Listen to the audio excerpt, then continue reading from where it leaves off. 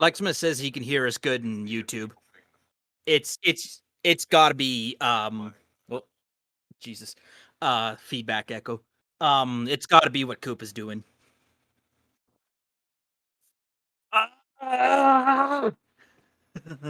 Koopa said he had two open. Oh, look at that. God fucking damn it, Koopa. And then Nick had traveled out to the West Coast recently, right? Yep. This is how Kiwi Farms starts a rumor. Nick got the coof, and the Portland girl got the coof, or her kid got the coof. Yep. One has to wonder, was Nick hanging out with the Portland girl? Oh. Nah, Nick was in Seattle anyway. Equally terrible place.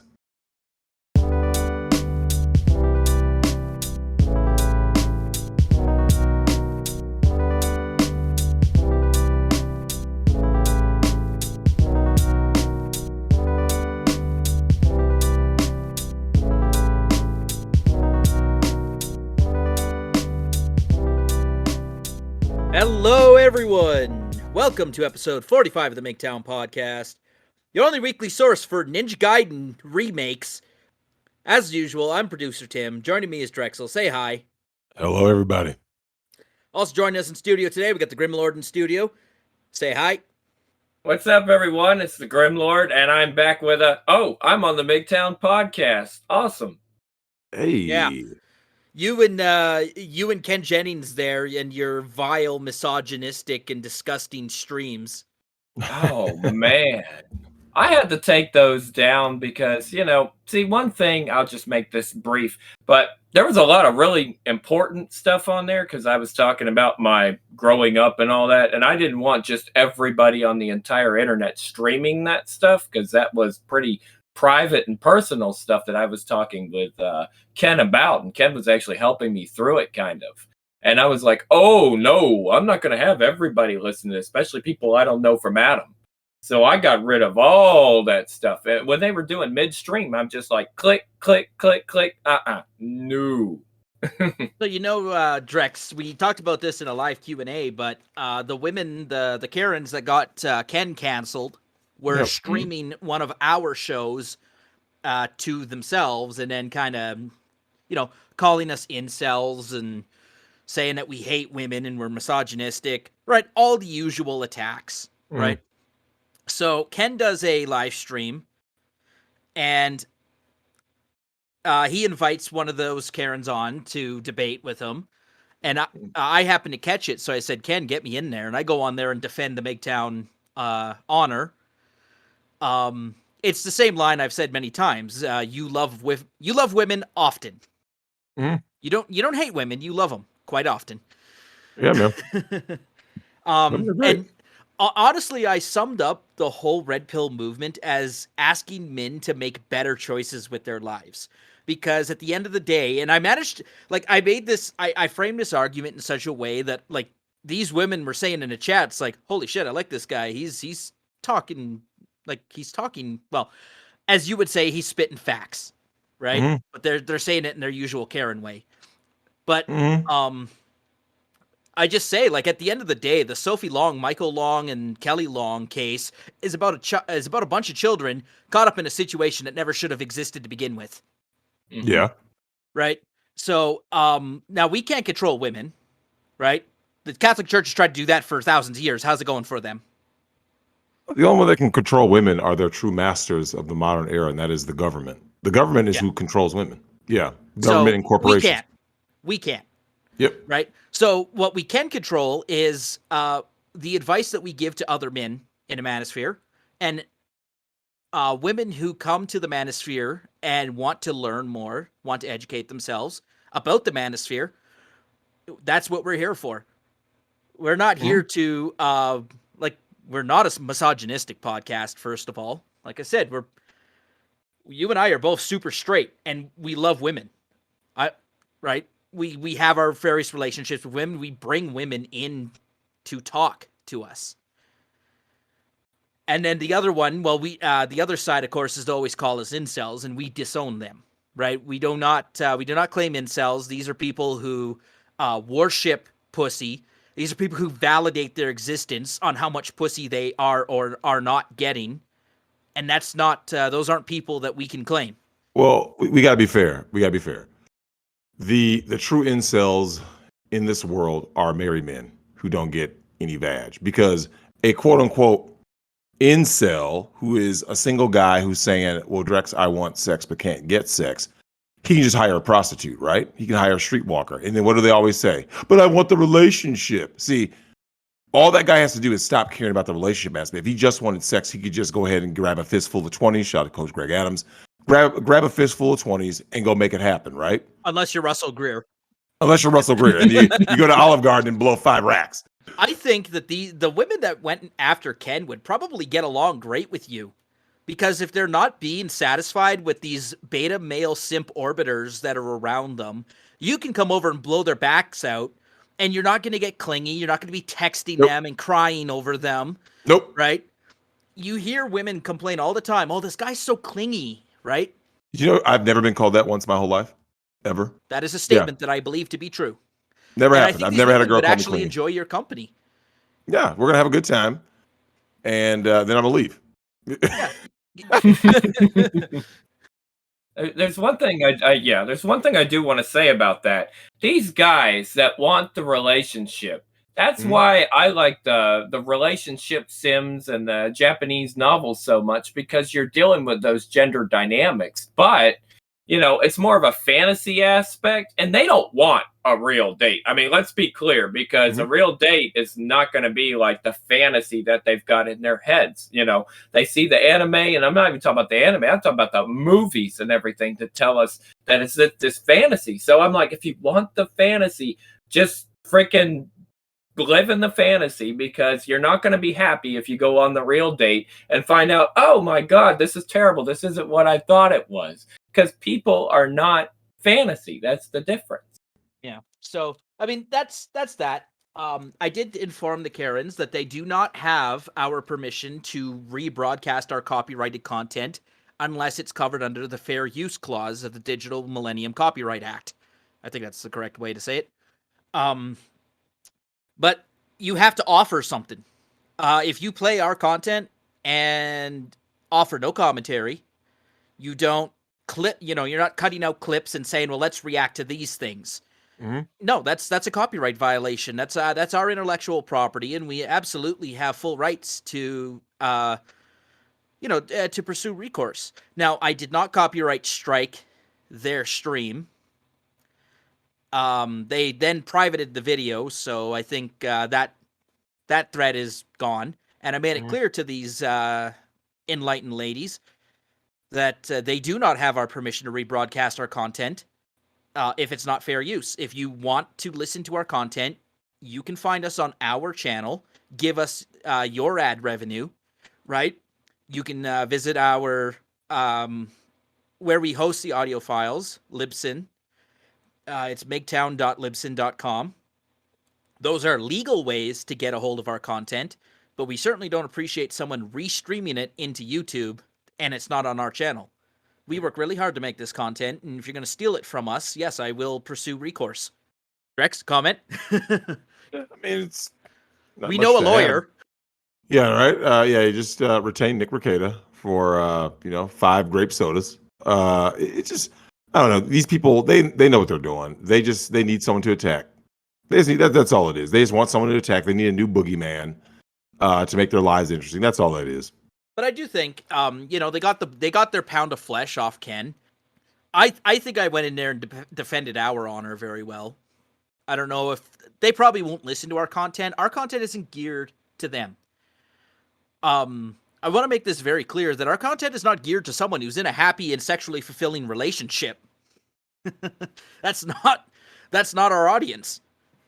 Because while you're getting a pee, you think the world's great, right? Most guys do. Yeah.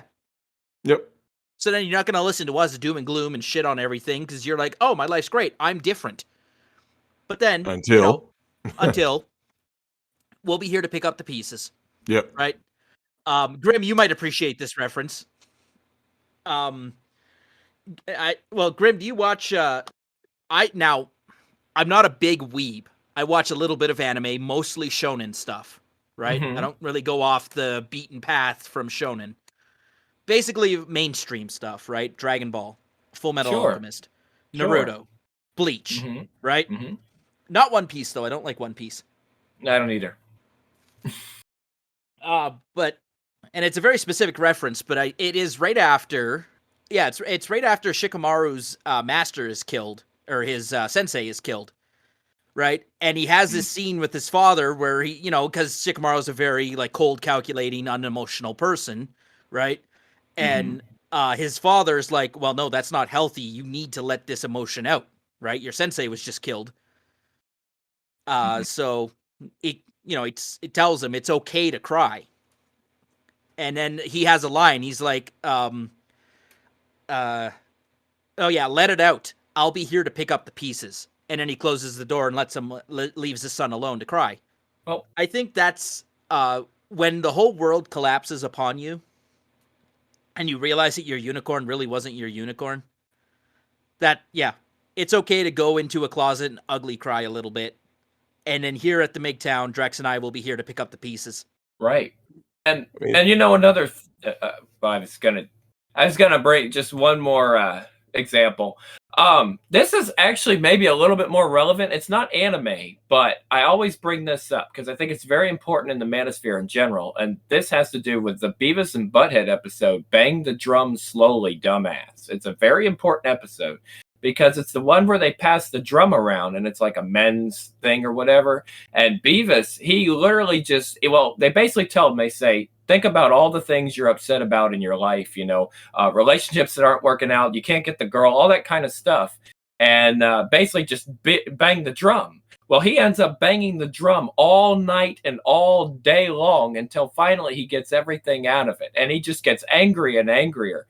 And I think this is a very good kind of like it feels like the red pill rage. It feels like these guys when they first start out going through this red pill rage, and I think it's natural for guys to go through that red pill rage, and they need to go through that so that they can come out the other side red pill aware. So that's how I always view the manosphere and a lot of the young guys that come into it. You have a choice to when you're presented with a challenge. You have a choice to take the red pill and join us in the manosphere. We'll show you how the world really is. Or you can continue being blissfully ignorant. No, Drex. Just because my wife cheated on me once doesn't mean she's going to cheat on me again. Right? Yeah, her OnlyFans, she's only selling foot pics, bro. That's not cheating. All right. Yeah. Yeah. The other thing I wanted to bring up really quickly is... So Ethan Ralph is going after our buddy Nick Rekieta real hard. And every single time someone wants to go at Nick, they have to drag you in. Right? And it's how many times now? Drex, I can count. I'm running out of fingers to count how many times someone said that same line over and over and over again, right? So, I don't know. Do you have any comment? No, you know why? I'll tell you why I won't comment on it, because I don't want to give people like that the attention, because that's all they seek. They just seek attention and relevancy. So I don't even entertain it. We talked about it during the live Q&A. Nope. I won't even mention the dude's name. It's retarded. Yep. It really is. And they think like that's going to get to Nick somehow. They think you make a comment like that, and you know what? Go look it up for yourself. We're not going to repeat it here. There's no reason. You make a comment like that, and they think that's going to get to Nick somehow. Like, oh, I know. This will make him really angry. And it's like... Nope.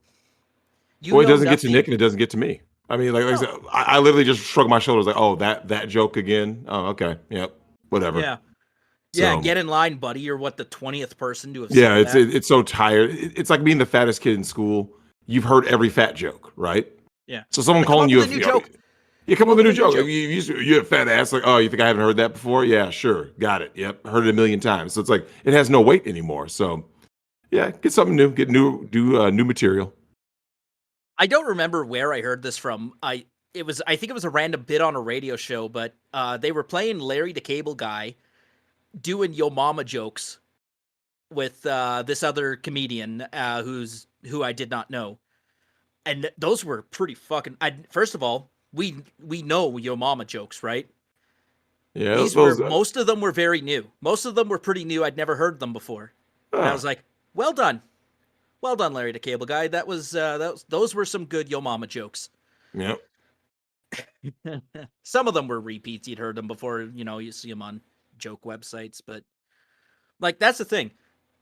If you actually come up with an original burn to describe Nick and Drexel's relationship, we'll probably laugh at it with you. Yeah. If it's funny. Yeah, if you have some like original joke, yeah, sure, I'll give it a good chuckle. But yeah, if it's gonna be like in malicious intent with the whole Drexel Lady Rackets, yeah, okay, I've heard that a million times. It's ridiculous. Yeah. So Stupid. anyways, fuck you, Ethan Ralph. You want to call into the show? 1-855 Migtown. Leave me a voicemail. I'll get you on the show. We'll roast you then.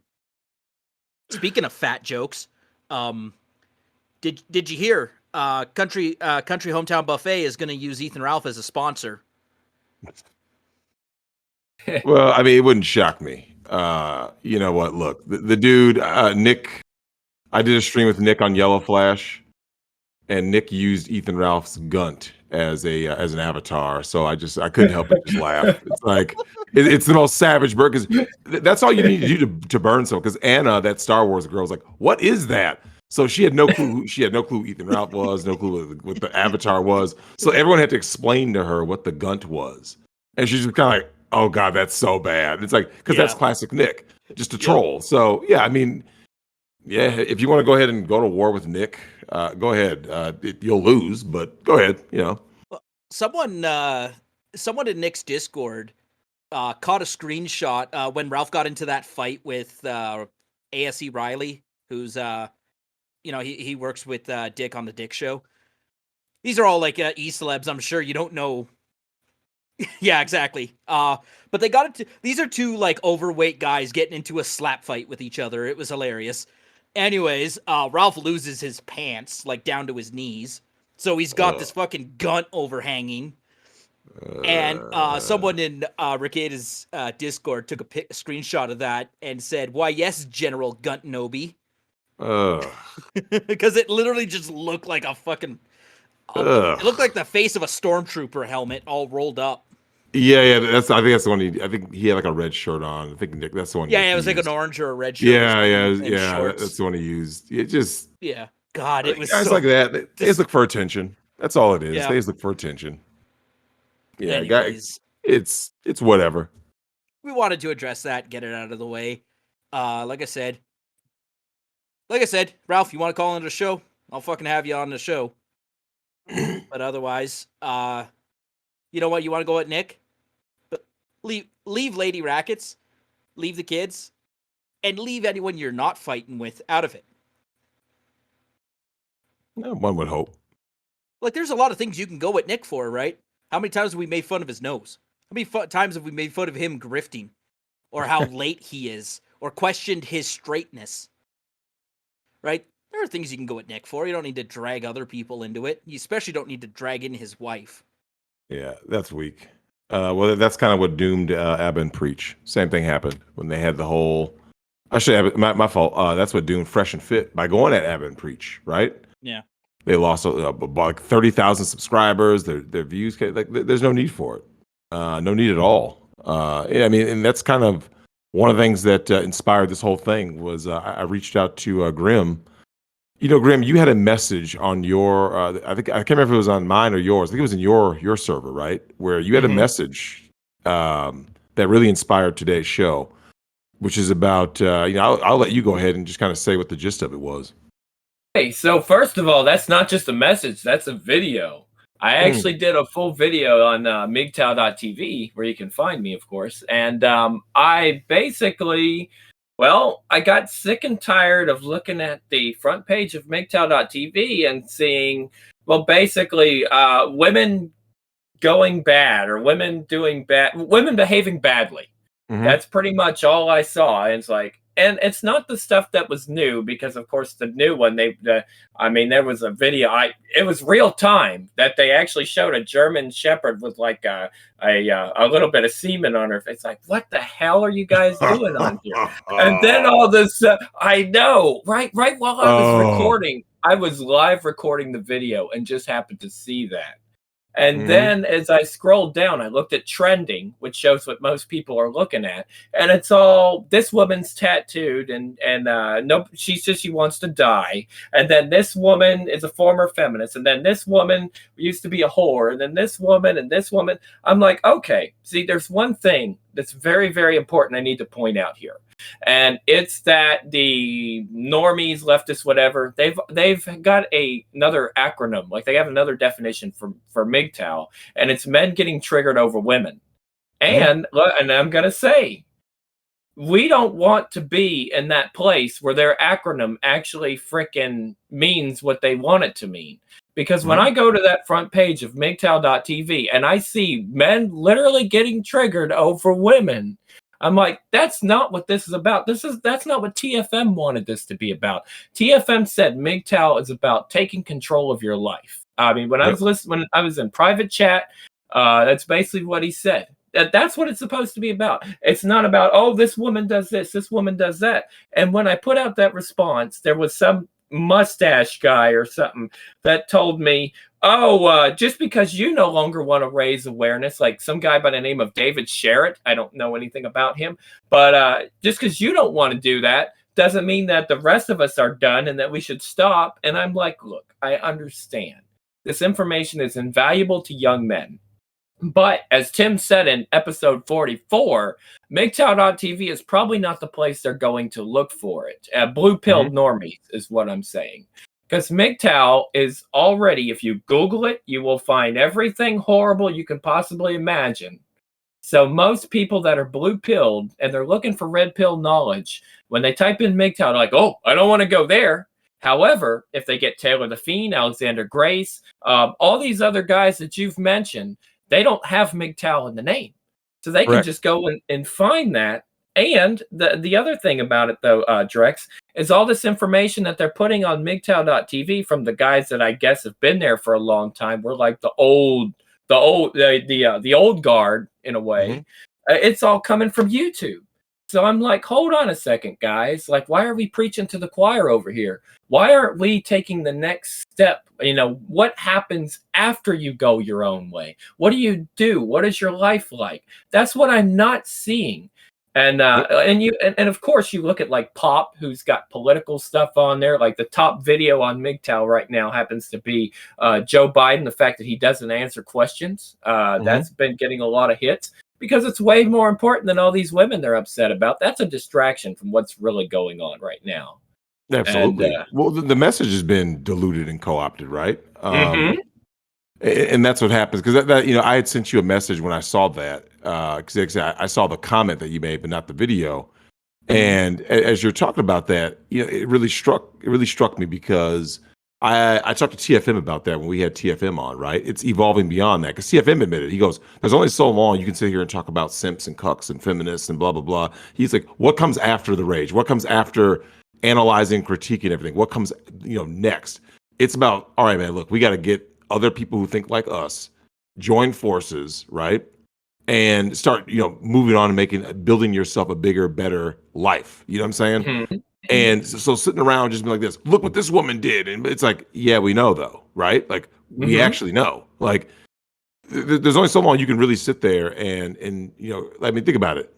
Women posting their L's online. That's like a whole, Reddit, right? At this point, it's become a meme. Like, oh, look, another girl twerking. Oh, look, another girl, I don't know, giving her son hormones and putting him in a dress. Yeah, we know, right? Like, we know this is a problem. Like, okay, what comes next? Yeah. I mean, I've seen German Shepherd twerk right in front of me at work.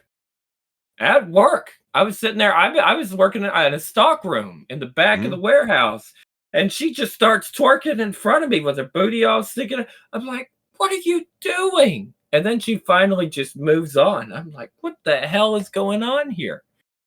Is that the 2021 version of getting served? You got twerked. You got twerked at, bitch. Yeah, you got served. Well, here's the thing, though. We're at this point now where twerking, pornography, all this, thottery. The reason why you're seeing this explosion in over representation, over the top thottery, right, is because guys are becoming more and more desensitized, right? Yeah. Flashing a guy in public back in the year 1970 would have been like, a showstopper, right? Whoa, a boob. Yeah. You do that in 2021? I mean, does that mean anything to you, Grim? A woman could be literally walking naked. Like, I could be outside going to get some little groceries and look over and see a chick naked and be like, oh, yeah. And just keep going, right? Like, it'd be literally like, oh, that woman's not wearing clothes. And just keep going on with my day. It means nothing.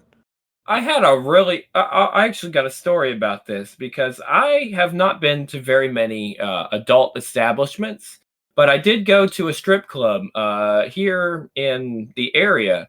And I mean, it was really boring. I mean, all the girls did was they took off their clothes and then they put them. It's like, is that it? Is that literally all they're going to do? It's like, it wasn't anything amazing. I was like, I actually enjoyed the conversation more because sometimes the girls would sit down and talk. And I don't know if what they were saying was true or false, but I would rather talk to them than watch these girls. And, the thing that sucked is when I was talking to the girl, and I don't know if she was really, you know how they try to pretend that they're interested. And but I enjoyed the conversation. And she's like, oh, well, now it's time for me to do my dance. Yep. And I'm like, well, I don't really want to. I mean, I didn't say I didn't want to see it, but I'm like, yeah, I really don't want to see it. I'd rather just talk, because I found that more interesting than the club. Meanwhile, she's high on ecstasy and is trying to make a buck off you. I mean, it's what they're paid to do. But I'll tell you what level we've reached, in all honesty. I'll tell you the level we've reached, Grim. We've reached a level where the meme of the 70s, 80s, and 90s is now actually true. Do you remember that there was that old pun about like, hey, Grim, I read Playboy for the articles, right? And people used to always like say that, that it's like an old joke from the 90s, right? Oh, yeah. Because that's clearly not what someone got Playboy for.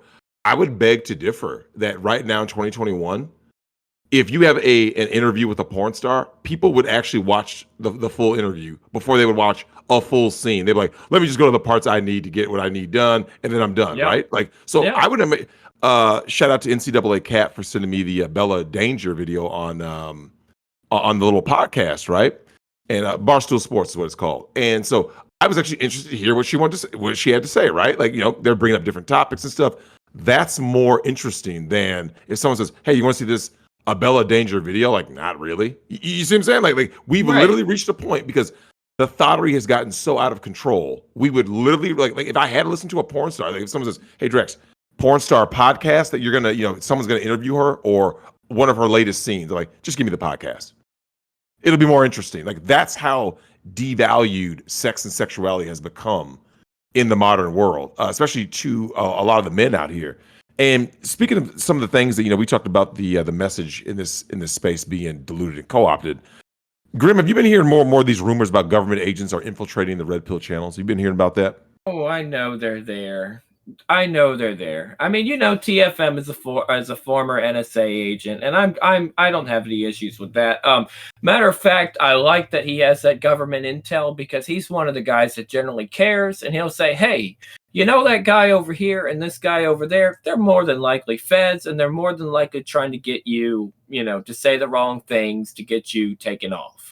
Because he's already had a run-in with a guy. I'm not going to mention his name, but you have talked about him before on your show.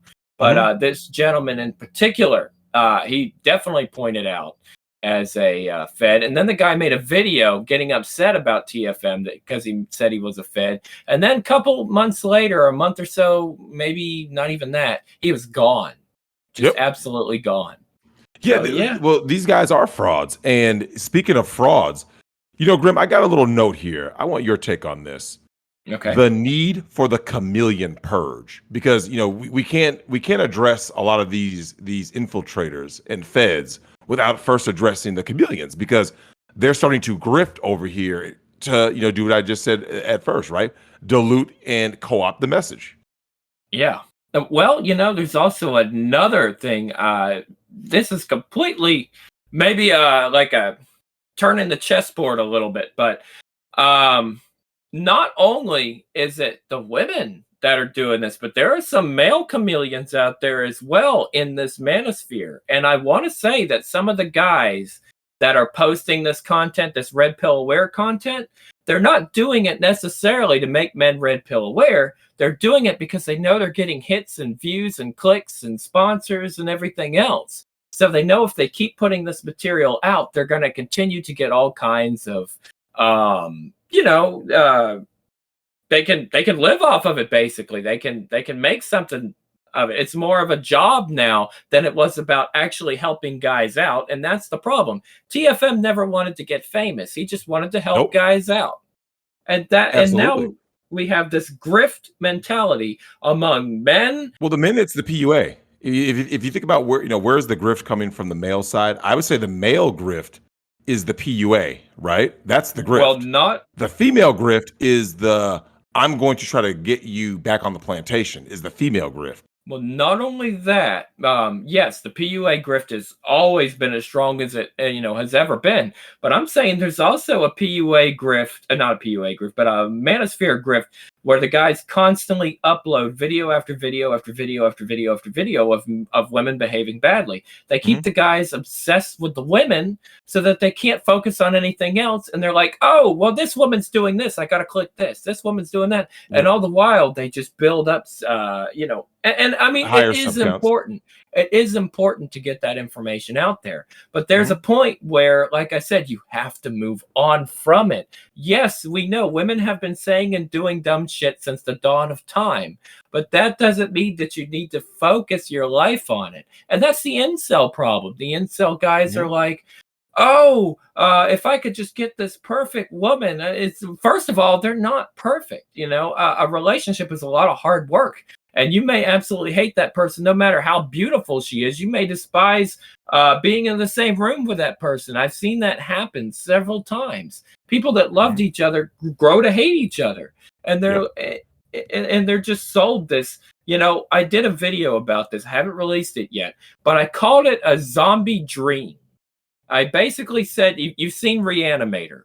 How he just tries to bring her back. Oh, I'll bring my trad wife back. If I just put another needle in her, I can bring the dream back. No, the dream is dead, and you have to move on and realize that. Yeah, well, it's funny because, I've had guys talk to me about these chameleons, and I've warned guys about this, especially, when guys like Kevin Samuels said, winter is coming. And I warned guys even on Nick's show, especially when the lockdowns first happened last year, that the hey stranger, hey big head text was coming. I have a message here, Grim, that you'll appreciate this from this was from the last video, a couple of videos we did. This was with Chronic from Smartass Droid. And this is what it says. Sydney Watson, total chameleon. Met her a few years ago at a meet and greet. She got friendly with me and my girlfriend. Revealed to us she basically is in it for the money and fame.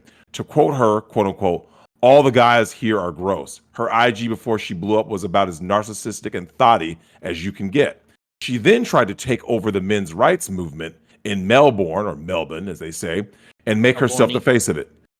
She fucked that up royally, despite mine and many others' advice it was a bad idea. She set back men's rights by a decade at least, and then cut and run.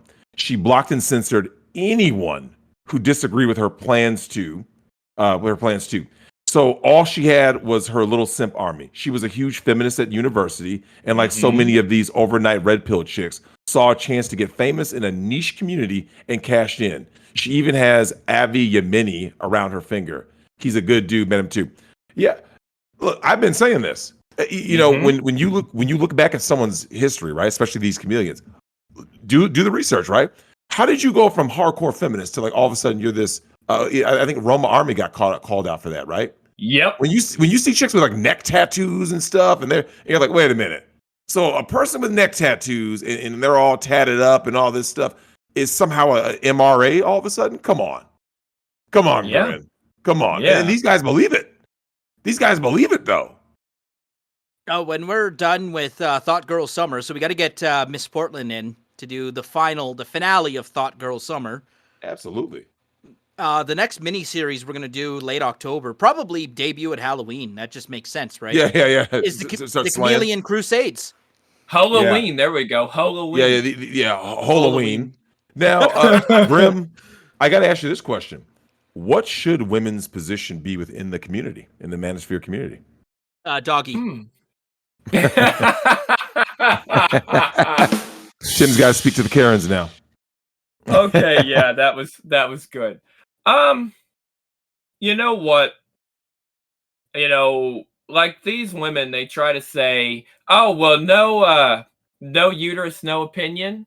Well, I like to try to say it like this. It's like, you basically don't have a what was it? What is it? Yeah, you said you don't have a prostate. You're not a man. So instead of trying to, because women will always try to do this, they'll always try to come in and dictate. I mean, everyone from my mother to my ex-girlfriend, everybody else that I've known have tried to come in and dictate. My ex-girlfriend left a message on my content telling me I needed to go move out and do all this other stuff. I'm like, who are you? I haven't heard from you in 15 years, and now you're going to tell me, oh, you need to move out and do all this other stuff. You've lost your mind. But no, what I'm saying is they need to, yeah, I mean, it's fine if you sympathize with this, but that doesn't mean you get to control the narrative. That doesn't mean you get to control the message. And the men have the full say here. This is a male space. The red pill space, a manosphere is a man's space. I mean, I'm not going to come into a woman's space and tell the woman over there on what FDS or whatever the hell else they have, the fem cells, whatever they got. I'm not going to tell them how to do their thing. So they don't need to come over here to the manosphere, to all the different groups, and tell us how to do our thing. But if you want to listen, if you want to add some extra bits here and there or something, yeah, that's fine. But don't pretend. Of course, we know that women have that chameleon evolutionary sense to where, you'll be with this girl before you meet this girl. She's normal. And then if you're like, I was a rocker guy, right? And then as soon as I dated the girl, she all of a sudden, oh, I'm going to change my clothes and be a rocker too. Yep. Yeah, they do that. So we know what your plan is, and we can see through it if we're smart enough. Problem is, as Paul Elam said, this is very important. He said they did that Pretty Little White Girl video. He was talking about every pretty little white girl that talks about conservative values or men's rights or anything like that. These guys go, oh my God, she's a trad. She's a trad girl. I gotta have it. Is. Yep. Lauren Southern exposed. I said I fell for Lauren Southern's chameleon. Really? One. Oh yeah. Wow. I mean, Lauren Southern became more well known. Well, remember she's Canadian, right? She's Canadian. She worked for one of the right wing media outlets, one of the few that exist in this country. So she another Tommy Lauren. Yeah, basically. Yeah. Our version of Fox News up here used to be the Sun. What was it? The Sun Network. But then they got canceled. They got thrown off cable TV. Oof. There's a bit of a story about that. But no one cares. It's Canada. Anyways, so the guy who basically ran that network started up like an online media website, very similar to Breitbart, I would say. But this guy is no Andrew Breitbart. Andrew Breitbart was actually a pretty good conservative. I know you'll have a problem with him because he did push the same, TradCon stuff that Ben Shapiro does. Yep. That male disposability. Right, get married. The same thing like Yep. PragerU, right? I was gonna say PragerU. Push the same thing as PragerU. So, that's a valid criticism against him, but otherwise, a darling in the conservative space. Anyways, so this Ezra Levant guy tried to copy that success, and Ezra Levant is somewhat known in the TradCon circles in the U.S. But he's a Canadian media personality, and he started up this company that Lauren Southern worked for. Sheila Gunn Reid is another one. She's an Albertan. She lives out of Edmonton. Farm Girl, right? Farm Girl, TradCon.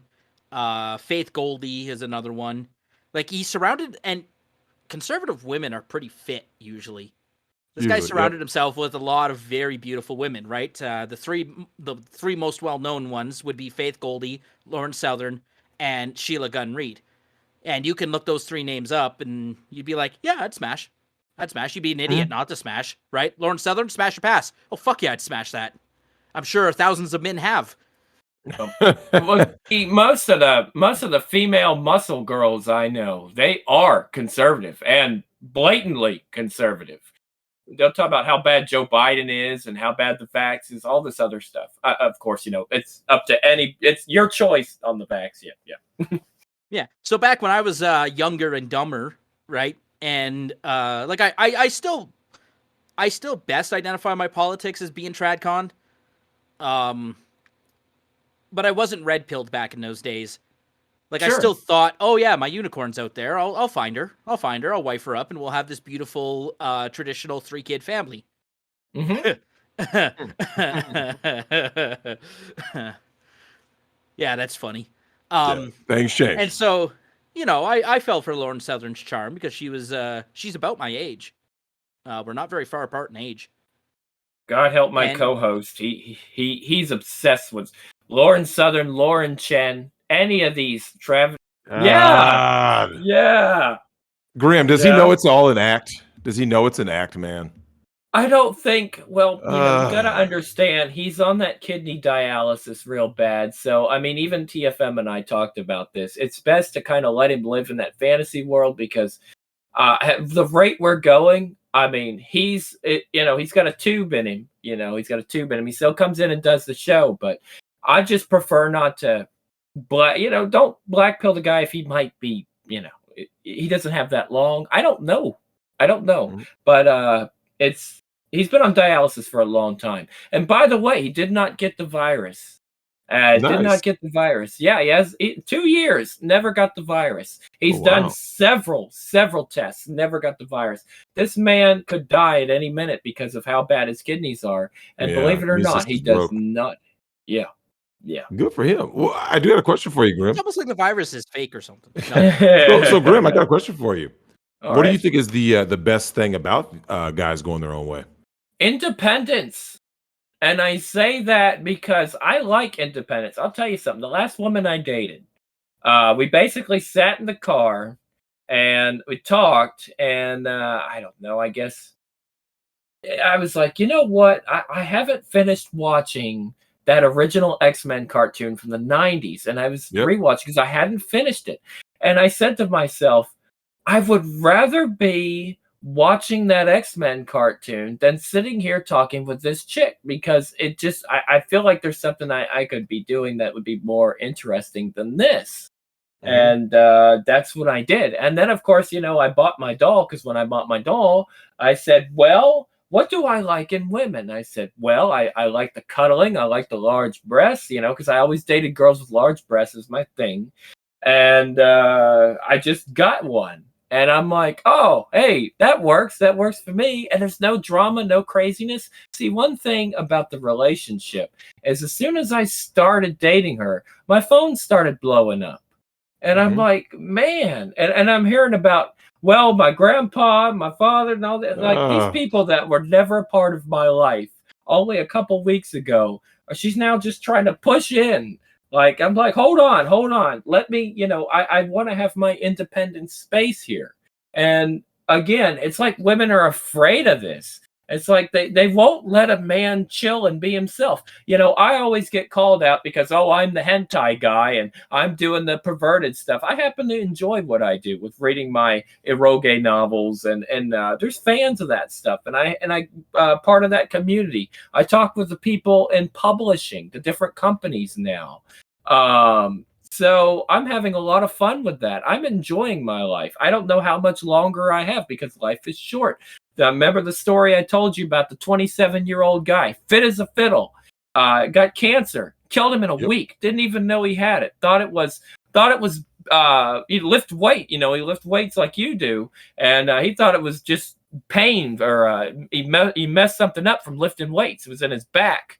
No, the cancer was in his spine. Oh. It killed him in a week. He didn't even know he had it. I saw the man one day at work, and then I was at his funeral a couple days later. I said, oh my God, look how fast life can go. This man had everything going for him. He was working on his own business. He was, what you call a strong, independent black man. He was... who don't need no woman. Don't need no German Shepherd. Yeah. He was gonna start this business with his buddy, who later became my boss after he died. But very good. These guys actually said, I remember, he said, they said Trump needs to be president. I was like, what? He said, yeah, the guy pretty much owns the country. The government goes for him when they need money. But no, these guys had everything set. They were all about business. They were all about what was that? He recommended the book Think and Grow Rich. He recommended that book, and he recommended the 48 Laws of Power. And he would always tell me about the Nas records. He said you need to listen to God's Son and a lot of these records like that. He'd recommend. So yeah, he was all about that kind of thing. And again, dead, just. Boom. This guy had all kinds of potential. He could have been a great businessman, and he is no longer with us because you never know how long you have. So that's why I'm always like, you know what? It doesn't matter if I'm not a millionaire. It doesn't matter if I don't have all kinds of strippers walking around or whatever guys want these days. What I want is to be happy with the time I have left, because it's not guaranteed. I could go to bed, and then a couple hours later, I might not get up. I mean, I hate to say that, but it's a gamble we all take. And I think all these incels that are complaining about the things they don't have. And I remember, because there was a point in my life where I was not necessarily emo, but I had my goth period, my gloomy. I still like that kind of stuff time to time. But at the same time, I was like, I spent so much of my life pining over wanting a girlfriend or this perfect girl. They want this perfect girl, that I lost so much of it.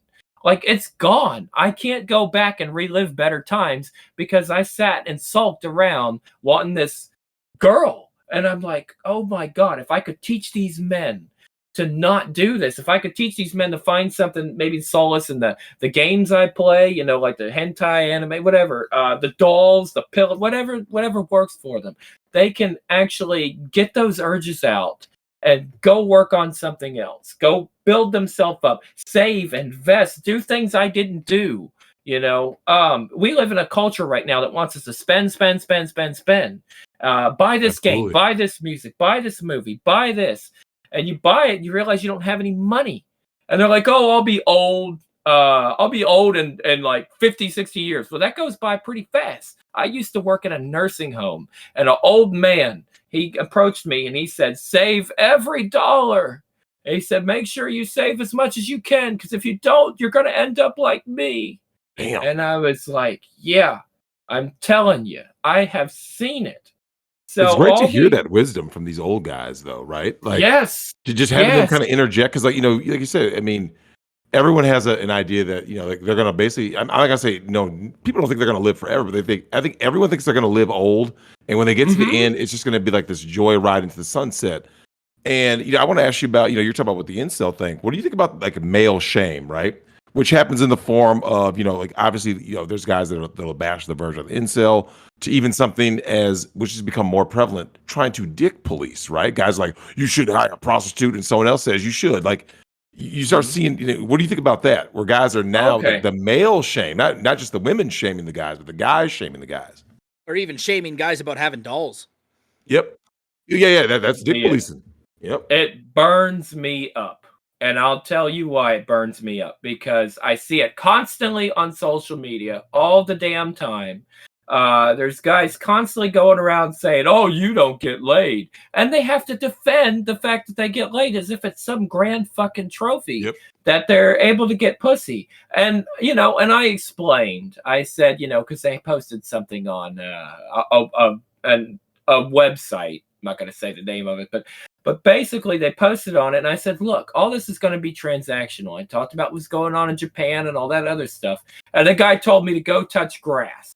And Yeah, facts. I'm like, okay, okay. And I said, well, I told him, I said, look, I've been around a long time. I've seen what's going down. And of course, they're like, oh, that's a lot of words to say that you scare women. I said, the problem is that you defaulted to women. Like, out of all the things in your life, you defaulted to women. You put women on a pedestal above yourself. This is something our grandfathers and fathers did not do. Of course, they cared about their families, but they didn't prioritize their wife. I mean, we're not supposed to be slaves to our wives. And my mother actually tried to instill this bullshit into my head. She said, "Well, my friend, her husband, every time she needs him to do something, all she has to do is say something. He stands up at attention, and you need to do the same for your wife." I was like, "The hell, I'm not. I won't do that." I said, "I won't even have one then." Well, moms will lead you to ruin. And speaking of Yes. wives, we saw the shout out to our girl NCAA Cat. I was talking to her about this whole Urban Meyer thing, right? He got caught in the bar with girls. He's getting a little touchy with a young co-ed, right? Mm-hmm. And I'm looking at situations like that, and Grim, a lot of relationship casualties during the lockdowns, right? During this whole over this past year. And when people are trying to give you this advice of saying things like, well, hey, Grim, you're supposed to do this X, Y, and Z for your wife. I think what more and more people are starting to realize is, hold up, says who, right? They started finally questioning the source, right? The whole happy wife, happy life is finally starting to be questioned, right? Like more and more guys are questioning that. I mean, it's good to see. I remember looking at a post from the traditional wife or whatever, the traditional woman, the transformed wife, something like that. And she Mhm. was talking about how marriage is a sacrament to God or something. Like it's a Of big course. thing, it's a blessing. And Nope. all these guys, I've never seen anything like it in all my life. We're talking about all the benefits that men do not have in marriage. All of them. Near 75%. And of course, women are fighting. And of course, you have this one black simp that comes in here and says, yeah, it said, well, I happen to find that blah, blah, blah. See, that's the thing. Every Yep. time a guy finds the blah, blah, like maybe he'll be Migtown red pill for a while. Then he finds that one and he's Yep. like, oh, I found blah, blah, blah. So now I'm happy and you're all bad and misogynist and blah, blah, blah because I found what I wanted. And I am so sick and tired of that shit too because I know men will do that crap. Absolutely. There'll be one thing until they find this golden unicorn they set out on, and then they're like, "Oh my god, she was terrible." I've seen guys. There was a man that told me he did a radio show with all kinds of bands and everything else. He's done it for years. You know what divorce cost him? His whole damn show. He quit doing it. He Absolutely did it this did. show for years. He Facts. said, "It's not worth it. I wouldn't Nope. give up my show for some thought. Are you crazy? No. No Well, way." here's the thing though. We're talking about with the guys from the guys' perspective. Grim, what did the lockdowns do to help you on your Migtown journey? Right? You're going your own way. Lockdowns kind of gave everyone like a little perspective, right? Like Mm-hmm. what do I need? What do I not need? Right? Want versus need. Right? Mm-hmm. What did it do for you? Oh, for me, I worked all through it. Did Mhm. not get the coof. Worked all through it. Did not get the coof. I worked as if it didn't even exist. In my area, there were people not even wearing masks. Like it was not even that big of a deal. And guess what? We were ground zero for the crap in my area. And that's where it started. In my town, in my area. I was like, oh my God. And nope, didn't catch it. Unless it was that weird respiratory thing I had. But I kept thinking that was because I didn't wash my mask. But I Okay. mean, even if it was, let me tell you something. I worked with the coof. They tried to talk about this bodybuilder that he lost everything. I was like, I probably had standing pneumonia, whatever, and I was still working every day. And I mean hard labor. Mhm. Hard labor. There was times I think I did 5 hours, 4 hours of sleep and would come in. And if I even had the coof, I still worked through it. I mean, I don't know how the heck I did it, but if that was all the coof was, then I'm not too worried about the coof, to be honest. But what I am worried about, I don't know how far I can take things, but I'm worried about the global reset and what comes after this coof, because I have been studying that so much, Indeed. And they've come out with videos, YouTube. They said, it's like the elites used to be this big thing where we didn't know who they were. Now they're coming out and saying, hey, look at us. We're the elites. We have a plan to change your entire world. The Forbes article in 2016, talking about how the Great Reset would change everything and how you would never need to own anything anymore. I was like, well, then what would be the point of not having, like, somebody can just, you get a trophy and it's not yours. It's like, somebody can just use it. It doesn't matter. They're even saying that you can have, like, people you don't own your house. People can come in, you can walk in, there's an orgy going on in your house because it's not your house. You're just sharing it with everybody else in this big community. And I'm like, what in the hell? I mean, we've already got polyamory and everything else just out the, going through the roof. So why would I not be able to walk in my house in 2040 and see a bunch of people having an orgy in my living room when I'm trying to go to bed? I mean, I'm just saying. You're gonna have to, like, here's the thing: if you have a swinging dick, you're gonna have to go your own way, just for your own survival within the next decade or two, because that's all you're really gonna have. And like, throughout this whole thing, right? You saw more and more channels blowing up, more and more people creating channels. And, Grim, why do you think so many men during the lockdowns decided, it's not that guys are consuming this content. They actively sought it out, whereas they didn't really do that before. They kind of, most people stumbled upon, Crimson Capsule content, right? They stumbled upon it. But you saw during the lockdowns, guys actively sought it out. What do you think about that? Well, I mean, I'm not really sure, but I think I have a theory. My theory is that a lot of this actually it has something to do with the left being as strong of a hold as it has. All the crazy SJW and political correct nonsense and the feminism and all that stuff. So guys are like, and they're seeing the TikTok. TikTok did an amazing thing. It showed men the minds of women in ways that they've never seen before. And these guys, they go through their TikToks constantly. And they're looking at all these women and they're like, whoa, I didn't realize this woman was this crazy. Because when you're young and naive, like I was in high school, you don't think all these women have these things going on. And now, of course, you got her OnlyFans and all this other stuff. It's like, why in the world would you even want to get involved with somebody when you've got all these routes for her to get attention and everything else? Like, originally, you were supposed to kind of, like, as a couple, you were supposed to be each other's source for, like, if she needed something, she'd go to you. If you needed something, you'd go to her, like stuff like that. It was like a partnership. Now she's got a partnership from every man on earth. Right? And I'm like, what in the heck is going on here? They did a study. They said that if there's too many options, most people don't pick anything. And that's what we're seeing, all these miserable women that have all these options. And they're like, I can't find a good man. J-Love was talking about it. I can't find a good man. Well, because there's so many options. When there were fewer options, they would just pick a regular decent dude. But now they're like, oh, I got to have this guy. And then, or maybe it's even the fact that all these guys don't look like the man on the television. They don't look like the man, on the ads, the fake robots, the dating site ads, where they always show this buffed up looking dude. Oh, I bet I can get with him. And you find out it's a robot, because that's how they get you. And I mean, that's what they want, though, because their brains are being trained to go after these kind of guys rather than just a regular old decent dude. And that's why all these guys are like, oh, I can't find a traditional wife and whatever. Regular, I believe, is obsolete. And here's the thing, though, Grim. I was thinking about this getting ready for the show. This is a very different kind of take.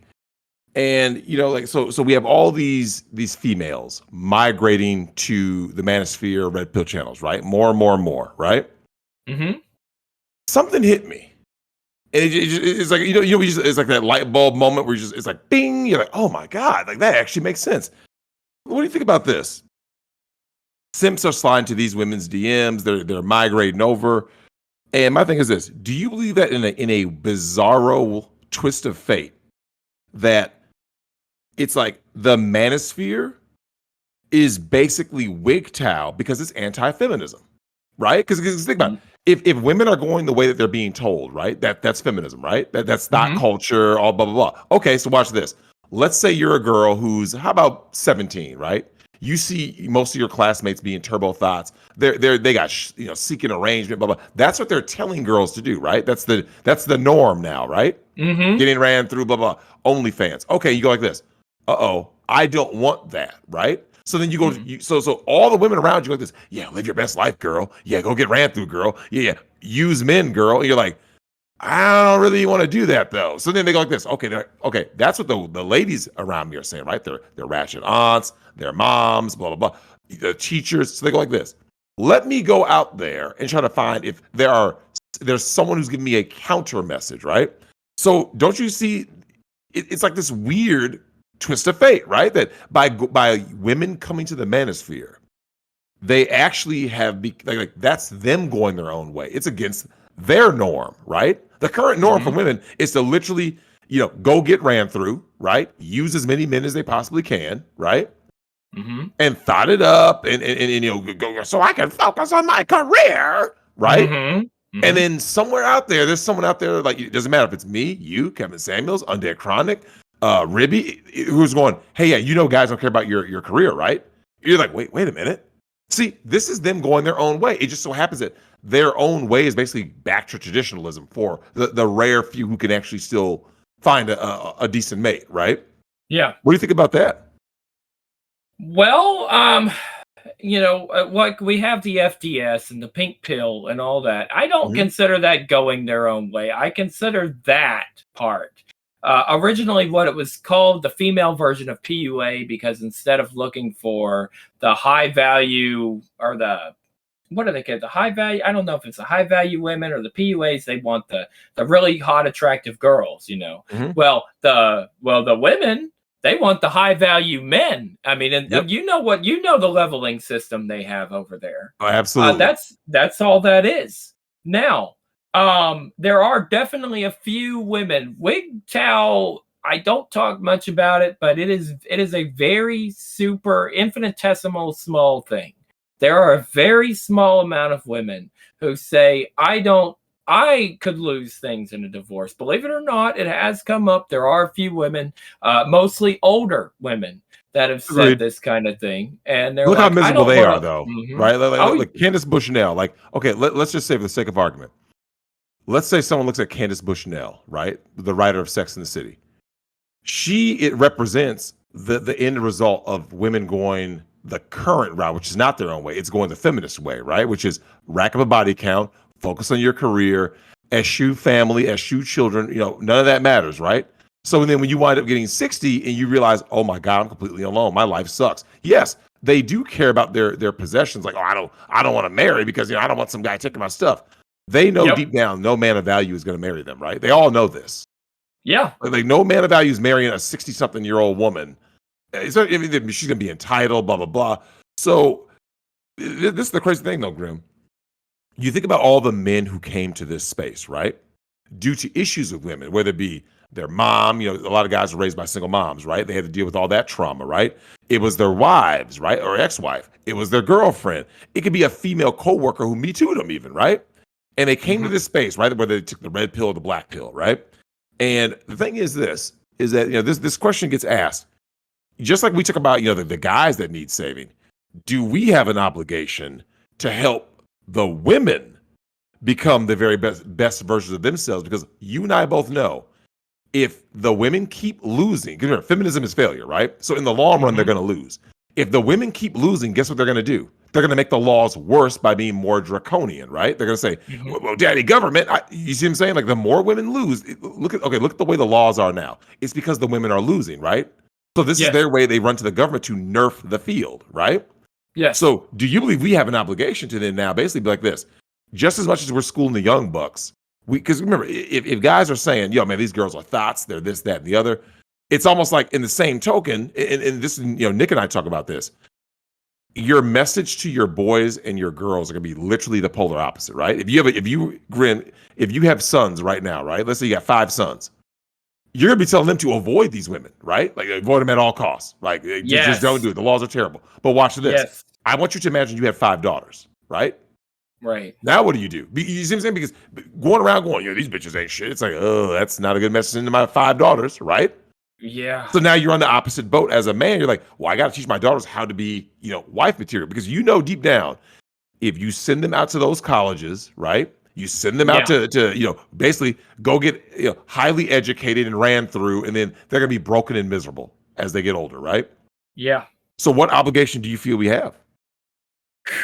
Well, you know what? This is a hard question, because yes, I do feel that we should do as the fathers of the old days did and teach the daughters to be respectable. However, here's the problem. We're fighting with the technology, we're fighting with the media, and we're fighting with the friends. They're going to hang with their friends, and their friends are going to get them involved in stuff. Peer pressure is a bitch. And peer pressure is going to continue all throughout. You remember what Miss Leximus said when she was talking about how all those girls would influence her to do. Well, why don't you do this? Or you could go cheat on him with this. That's the thing that these girls are going to be getting, and it's going to be like somebody's constantly trying to offer them drugs all the time, and they've got to say no. Yep. And the drug. But Grim, do you know what? I'm glad you used that metaphor, because you know what you think about when someone keeps offering you drugs, right? The person keeps saying no. But do you know when people actually use drugs? It's going to be in a euphoric state, right? Like they're just, oh my God, there's this amazing thing, right? Mm-hmm. Or it's when they're at their lowest, right? They're feeling down. Something happened. Something bad happened. This will make you feel better, right? See, when everything is just like this, right? When everything is just even Steven, people don't tend to do things that are like way out of bounds, right? If you're just having a regular day and someone's like, hey man, you want to go bungee jumping? The person's like, no. But if you happen to be like on a big high, you've been, you just got promoted at work and everything is looking up. And you're like, oh man, because see, now you're riled up, right? You're, oh yeah, let's do it. Or if a person is really depressed, like, yeah, let's go ahead and bungee jump. Hopefully the core doesn't work. You see what I'm saying? Like, but very rarely will you make that decision when you're even Steven, right? That plateau phase, right? Yes. You don't tend to make those kinds of drastic life choices.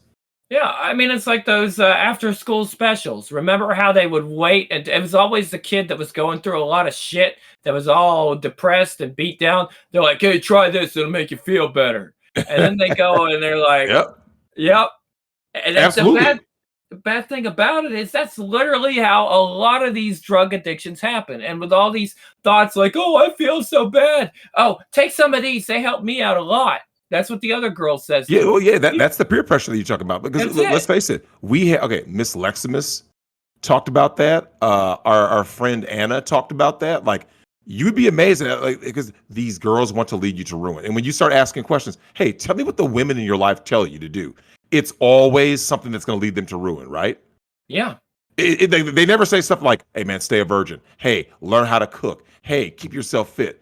Everything that they're pushing for these girls to do in their friend group or their daughters, their nieces and stuff, it's always something that will, in the long run, destroy them. And this is why this is so important, though, Graham, because this goes, something that you've talked about and I've talked about and Phil talks about often.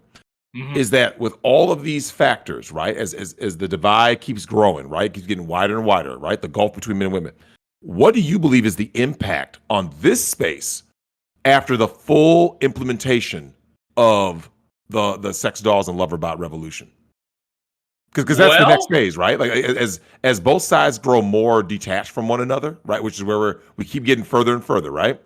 Yeah, the guys are going to be easy. Like, once the guys stop simping, right? And eventually, like I said, there's always going to be simps, but there's going to be a large percentage of guys, and you know this, Grim. They're eventually going to say, you know what? I remember my last 4 relationships, and they all sucked, right? Yeah. I did all the things I was told to do by society. Hey, I was a good guy. I provided. I protected. I was home at a reasonable hour. I never cheated. And how did I get treated? And then, they have scars from it, right? It's scar tissue. So they say, okay, you know what? I'll tell you what, Grim. I'm gonna go get the lover doll, right? Mhm. How do you see that working going forward? Now, okay, this is my forte because I'm all neon pill, which of course I got crap from in TFM server. But neon pill basically is the futurism and the robots and all that other stuff. Yeah, so I'm all into that, and I think that that's going to be the solution for a lot of guys. And girls too, because if as soon as they can find something that'll do the things they want, they'll go with that. It's going to be a little harder for the women than it will be for the men, but we've already got like Kajiwodo right now. The guy just made it where you can put in a paragraph of anything you want. It'll make a data set out of it, which basically means the AI would use that data set.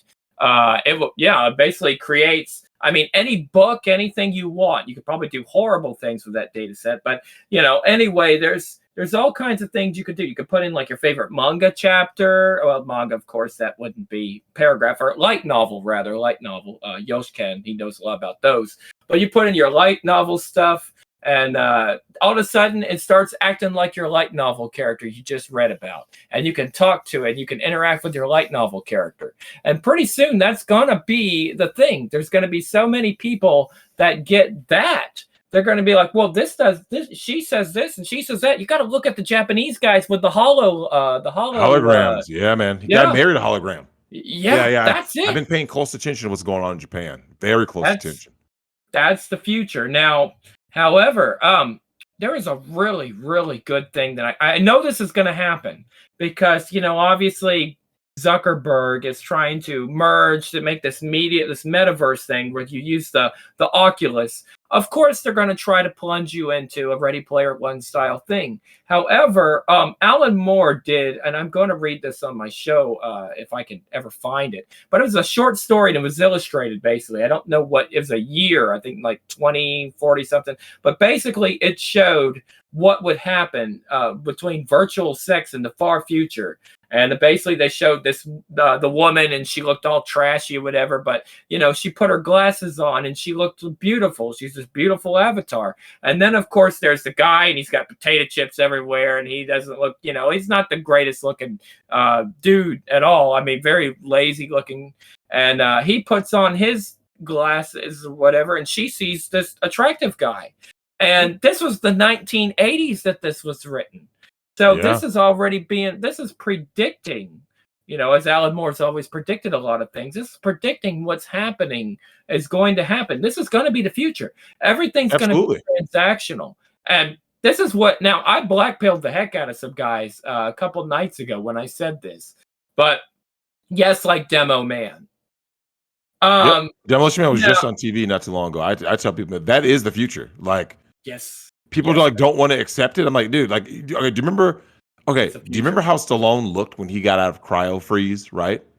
And he just looks like in his mind, the world's supposed to be a certain way, right? Because by future, okay, he was very masculine in his time, right? But when he gets to the future, he would have been considered basically like something that was like he was basically foreign because of his masculinity, right? Like because there was no masculinity in the future, right? Literally no masculinity. So when he gets out there and he's by the standard of his day, he was just like, oh yeah, that's John Spartan. He's just a regular masculine guy on the force that we love to have.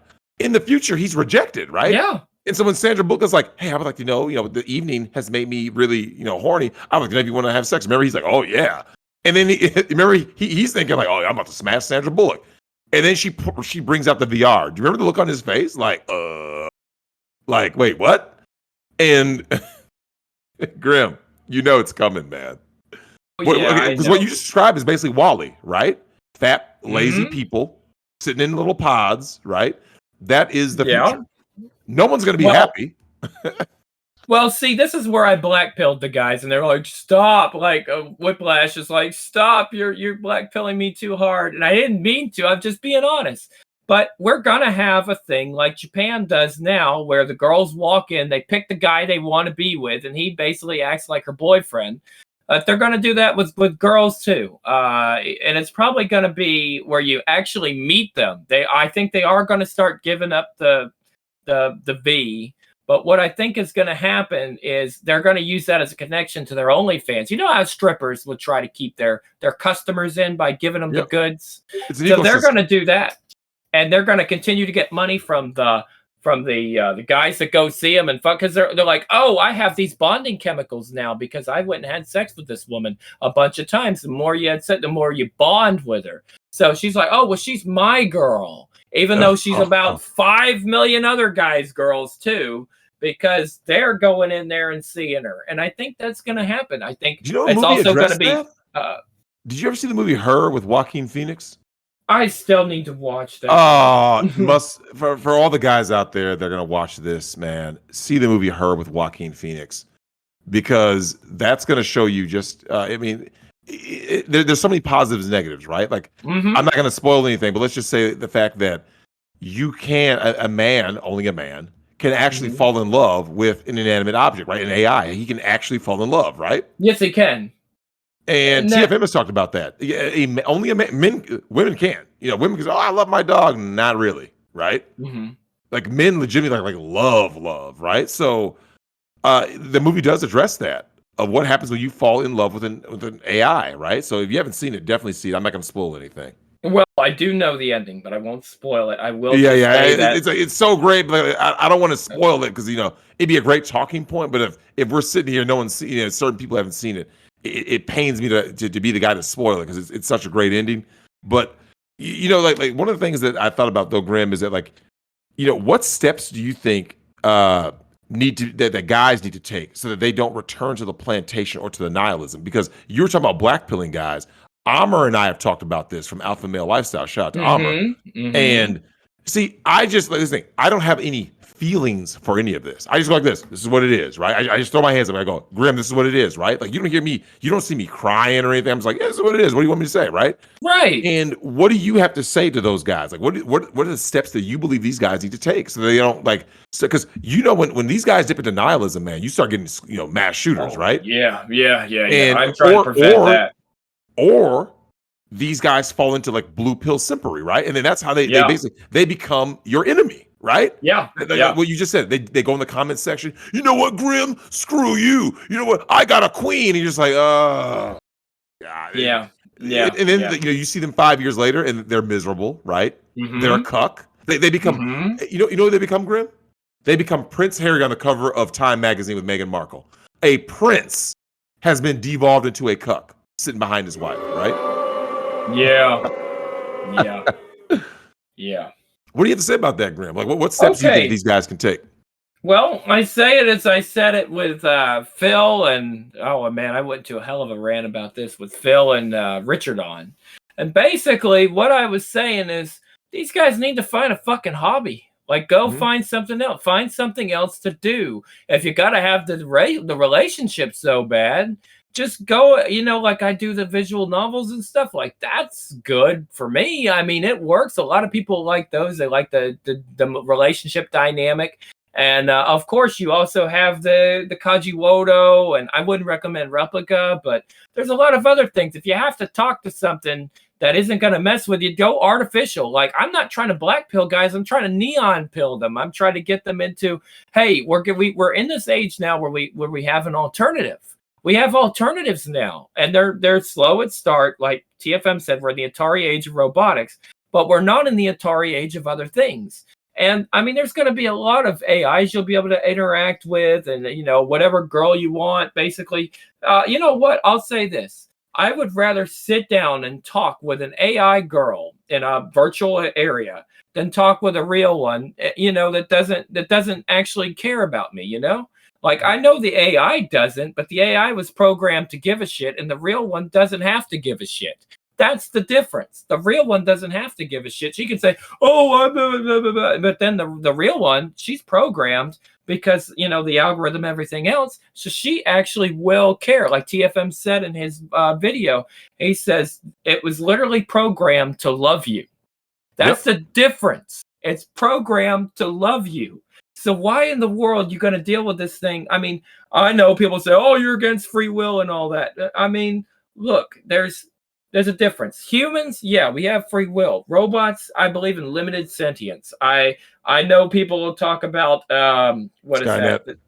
No, that hack that wrote Detroit Become Human, talking about how basically all he did was try to use robots to parallel the slavery issues in the 1960s America.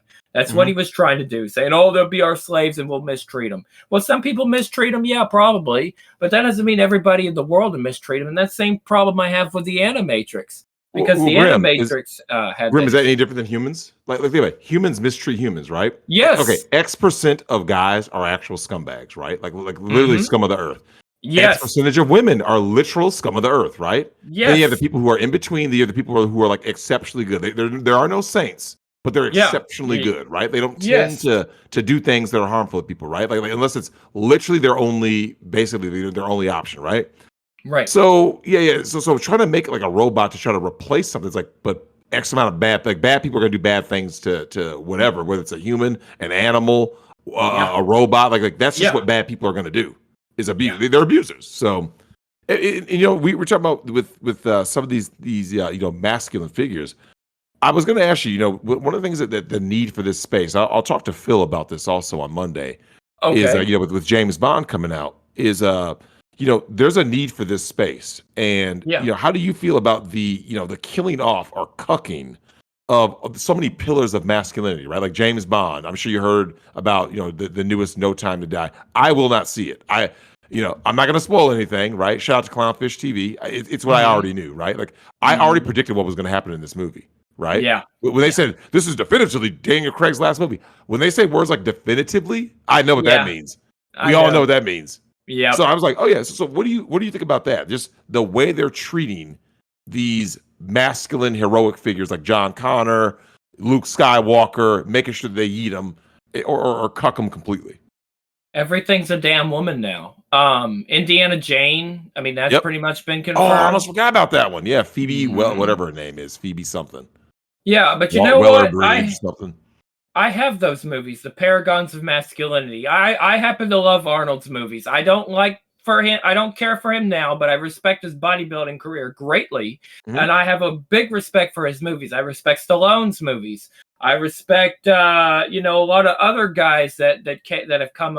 Jean-Claude Van Damme, all these different guys. Chuck Norris, even a lot of these Norris, different Wesley guys. Snipes. There were a lot of guys. That Dolph Lundgren. That whole era, though. Like, here's the thing, though, Grim. There were no effeminate guys in the 70s, 80s, 90s, right? Bullet, Dirty Harry. There were none, right? None. Like, you could be a side character, right? But you were never the main character, or you were never like that just didn't happen, right? I mean, look at Han Solo, right? Han Solo gets the girl. He gets the princess, right? Yeah. Men were men. By not being a cuck. So it just, oh man, I do want to let you out of here with this. What do you believe is the future of red pill content, especially with all the censorship going on and like just the nature of the content available? Well, the alt tech space, man, they're kicking us off everything else. I'm having to do edited fucking hentai because they can't even, I mean, and I got these Karens streaming my crap. They're probably trying to stream my hentai, telling me, "Oh, you're the worst. Most perverted." I'm like, "Oh, you're the worst." Well, good, because you're not the first person that's told me that, And I'm going to continue to do my content on alt tech. It doesn't get that many hits, but I enjoy it, and I guess I'll continue putting that stuff on. Not Facebook. The YouTube work gets way more hits, and BitChute work gets way more hits. But I like that, and that's I think. I'm just going to say briefly, I liked when Chronic came in and finally said, "You know what? I want to do red pill entertainment." And I said, that's something that we need to do because we don't have Spike. We don't have stuff like that. So yeah, we can have uncensored red pill entertainment now. We can give guys red pill messages in these, that's what I do. I rant when I'm reading those things. A lot of people don't realize that when I read, sometimes I'll just go into a rant because there's something that in the novel, like, yeah, I know what she's talking about. I know what's up with that. And I'll talk about it, just spur of the moment. And I love that more than anything else. I played in a band for 10 years and I liked making heavy metal, but this just something else, because I grew up with these things. I've been playing since I was I guess 16 teenager, you know, and now I'm older, and I'm just like, wow, this there's so much you can learn from this stuff. And I'm supposed to actually do an interview with a woman, I think next week, and she apparently got red pilled by this stuff. Now I don't know because she says she's poly, but she apparently got red pilled. I don't know, but we're gonna test the waters. You Now, learn nothing. one thing she is gonna say, Tim, she learned nothing. She learned nothing. But go ahead. One thing she is gonna say though is she says that she was indoctrinated by the left, and she's basically going to explain, because she went through the college, she went through feminist, she studied all those feminist courses, and she's gonna tell us exactly what the hell they teach in there. Mm-hmm. So I want to know. I mean, I'm gonna literally dish it out. I'm like, what are they teaching him? What is the thing? What is actually going on? Grim, one of the things that to make sure that you write in your notes, make sure you make it a point for. There's a few things that you want to talk about with her. How do they grade? And then how do they push the grading system based on the answers that guys give versus the girls give? Because you've heard about those studies, right? That girls are giving better grades just because they're female. Right. You know, right. So if someone says, hey, Grim, I want you to write a paper on this. Well, if you have to only do like the leftist view, right? Because if you do anything other than that, oh no, you're gonna get a C minus. You're like, why did I get a C? That was a well-written paper. Yeah, but I don't agree with it. You see what I'm saying?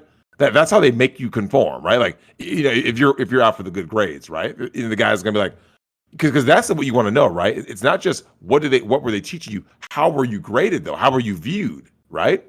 Right.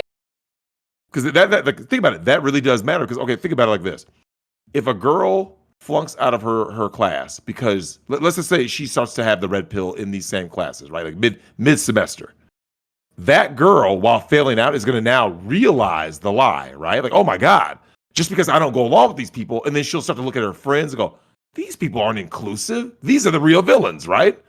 Yeah. So that's like one of those ways that you learn that, where it's like, it's important to see just how people are treated based on, like you said, ethnicity. And God forbid she was in class with a cis white male in gender studies, right? You already know how he was treated, right? Unless he was a complete beta cuck. But I do want to let you out with this. I'll let you shill. Then I got one last question for you. So Grim, go ahead and shill yourself, brother. Oh, right. So first off, you can catch me on Migtown.tv / the GrimLord's Games and Rants. You'll probably also find me if you not Google, but if you search Grim's Hentai Corner in there, because I have it tagged. And once you find the hentai video, you click on there, and then you can sub. Right now, I'm actually getting a lot of hits. Not a lot of subs, not a lot of hits on the hentai. A lot of, people do like my content when I go into a good one. When I do a good red pill video, they like that. But the hentai is going to keep coming because I love doing it. I'm sorry. And then there's the BitChute stuff where I move a lot of that. And I think I'm going to start giving BitChute, even though I don't have that many subscribers there, I might start giving more of that red pill content back to BitChute because it was getting a lot more attention there.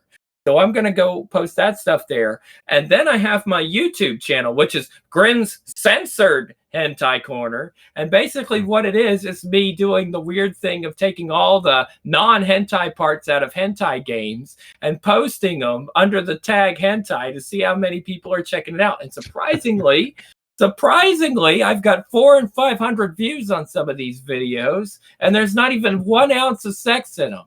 There's people that interested because like a game like Starless, which is absolutely pure fucking degeneracy. Don't even get me started. I have got Koopa's attention. This is far beyond Goblin Amputee. There's stuff I can't even talk about on this stream that goes on in there. It is beyond Redo of Healer. It is super. We're gonna have to give Ken Jennings a call here to give us therapy. Yes, people have been literally scarred by the game. But it's actually a game that has a real plot and a good story, and it gets Alex Jonesy towards the end. Yeah, it actually gets Alex Jonesy towards the end, and I'm like, it's got so much plot. Like every time there's a woman on stream, there's 2 giant plots right on the screen there. Well, not quite that. Well, I can talk about the premise. The premise is just a young man who is given the ability to basically he has to open 5 doors, and there's 5 girls. And in order to do that, he has to perform a sexual thing on each of the 5 girls. And one of them is his teacher. No, don't go on. And they get more and more degenerate. I have never seen such degeneracy in my entire life. There are things that made You're doing a great gag. sales pitch. Hold on, Grim. I actually know a girl who needs to know this. Wait, no, what is the name of the thing? Oh, Euphoria. Euphoria. Because I know she's actually a friend of the show. And this isn't the hentai. The hentai is good, but I'm talking about the visual novel, which you can get from Manga Gamer. It was on sale, but it's no longer on sale. And they actually had a physical copy version of it. I mean, with a box and disc and everything. Because there's a real story. There's a 5-hour true ending that has no sex in it. It got really deep, metaphysical, and all that kind of stuff towards the end. But yes, there is some of the most crazy sex, because there's a girl that tortures. This is torture sex, man. This is crazy stuff. Yes. And of course, you've already sold us. You don't need to sell us more on it. Well, I was also talking about, there's another one, Starless. Starless is beyond the call it goes beyond the call. And Closed Game, which I'm actually supposed to promote, because there's a collector's edition coming out of that pretty soon. But you can get the digital right now. And that it's got some crazy shit in it. I think it's got some orc sex. I don't know about, and it's got a lot of grapes, so be careful. All right, I got a question for Grim before we let him go. All right, poker or no poker? You know what? I was actually for the poker, but there's worse shit in maggot baits. I like there's it. Way worse shit in maggot baits. Look, I'm gonna send it to my girl. Oh, well, Grim, I am going to let you out with this, though. Okay. Because it is October.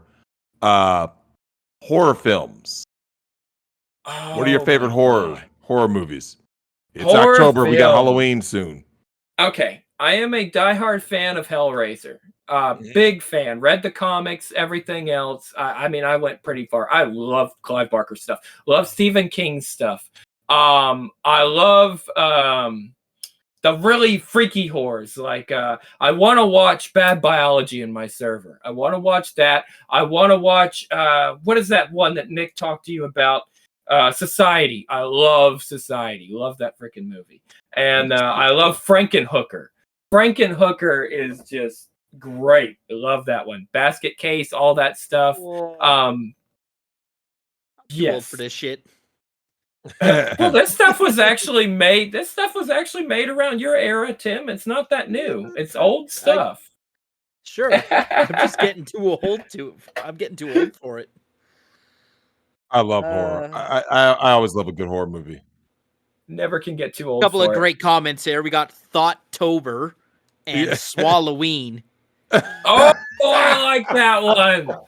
I like that one. Halloween. That one's good. Well, maybe we'll do Chameleon Crusades launch on Swalloween. That's great. That one's good. I like that. But Grim, thanks for stopping by, man. Oh yeah, it was awesome, man. I had a great time. It's definitely anytime you want to do this again, I'm game. Don't worry about that. Oh, definitely. Much appreciated, man. Thanks, Grim. Let's see, we got an email. It's about parents, Drex. Oh, wow. A parental email. Yes. My parents are still married. It's pretty clear they don't love each other, even loathe each other at some times. This is what happens when they fight.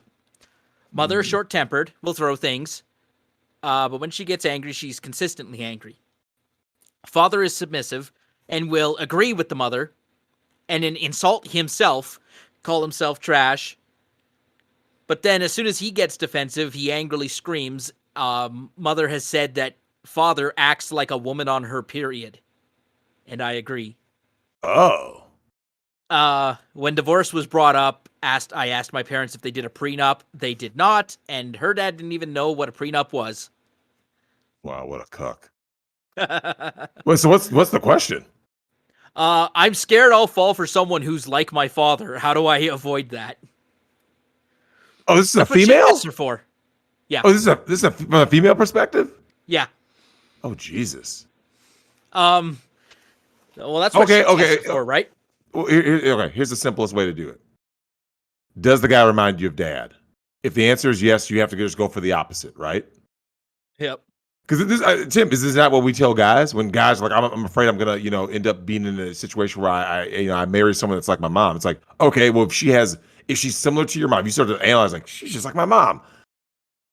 Go the opposite way, right? Just go away from the pain because that's all it's gonna be is pain, man.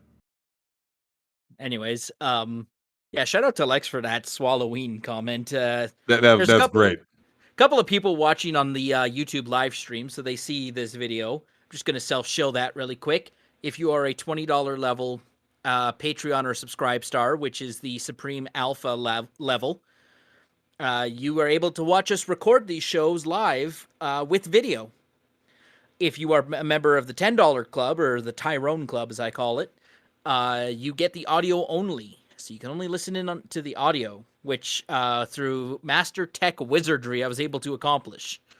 Although I'm not as quick setting it up as before. So I gotta stop doing this like 1 minute before we record. Stupid troubleshooting. But I guess other program announcements. Oh, Drex, did you get your shirt? Do you have your shirt? I did. Yeah, you know what? Look. So when I put it in here, the shirt is literally right next to me.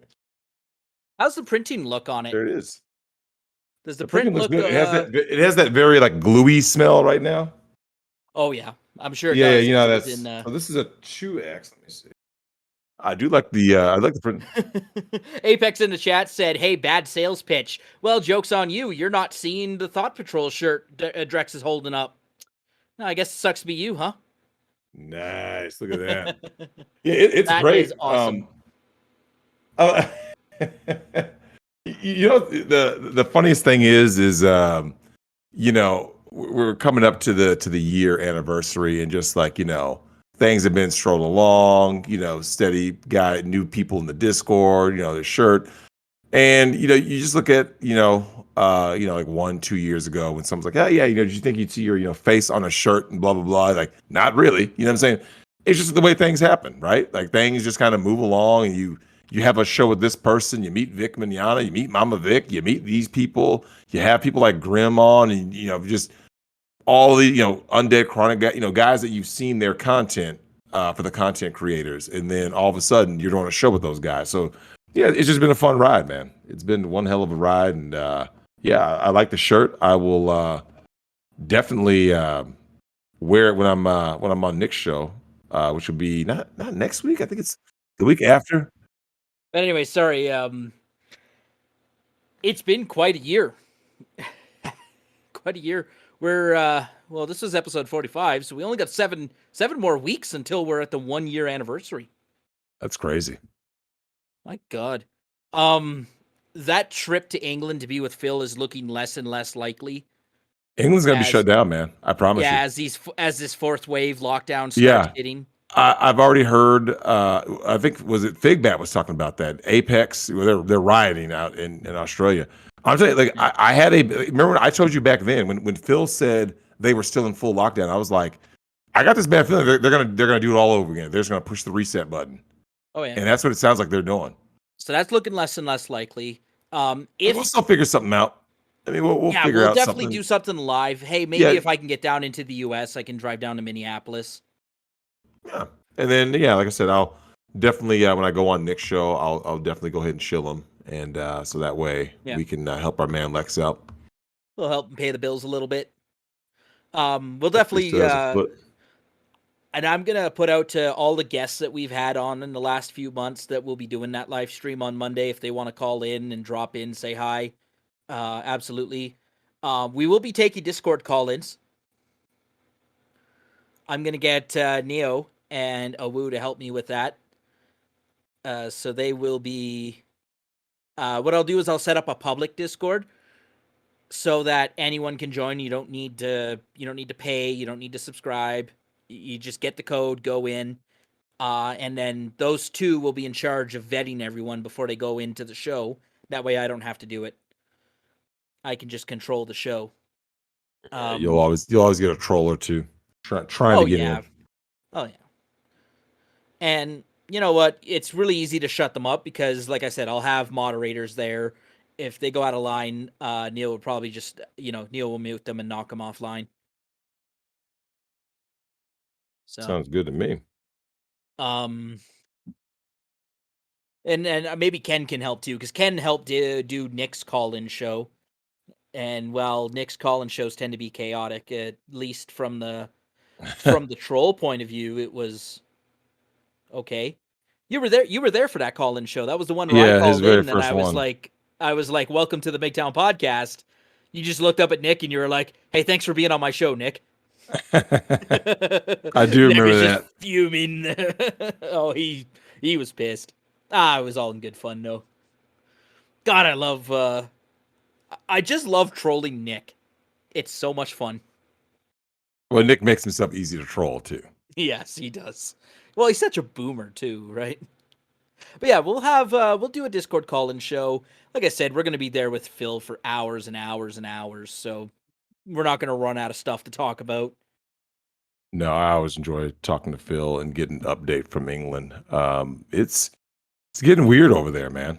Not as weird as Australia, but it's getting weird. Oh, and Penance will be by the way, I got back to you with the time on that one, right? Yep, 3 p.m. 3 o'clock Central. Yeah, 3 p.m. Central time, Monday. I got it stored in my phone. Next Monday, 3 p.m. Central time. That's our live. We're going to go live with Phil. It'll be a call-in show. And maybe we'll watch a Gale video. Ugh. Is she still like where is that chick? We'll is she find out then. Still on the internet? I guess so. Because some of these people some people make videos and they literally just disappear off the face of the planet, right? And other people so it's always kind of weird how that happens, where you see somebody, then you don't see them and whatever. But yeah, it's my phone just keeps getting weirder and weirder over here. My phone got run over by a bus. You guys want to see it? Oh Jesus! Oh, but it's gonna be fun on Monday. I will see you guys. I did get a voicemail. Oh, go ahead. Hey, what's up? That's it. Oh, hey, that was easiest voicemail we've ever had. Hey, what's up? All right, let's hit the outro and get our asses out of here. Thanks again, everyone, for listening. You know where to find us. You know how to support us. Stay frosty, everyone. Stay toxic. Peace.